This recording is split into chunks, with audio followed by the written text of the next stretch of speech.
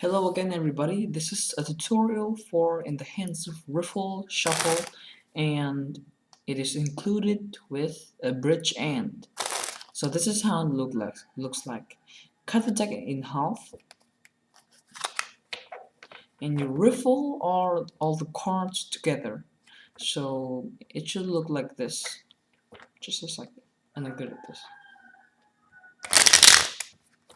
So you can say that it is pretty smooth because this is deck of cards. It's kind of old, so can't do it right. Okay, now here's the bridge, and you get your hands curled in, and deck will automatically do the bridge end for you. Okay, that wasn't that smooth. I'll do it again.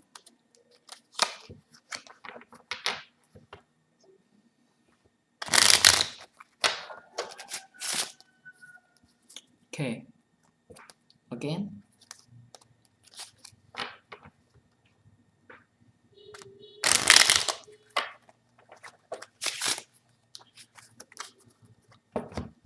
So that's my tutorial for In the Hands of Riffle. So if any one of you guys wanna have a question about the bridge end, just post it in the comment section below and I will answer as fast as I can. Thanks for watching. This is Jalwis50.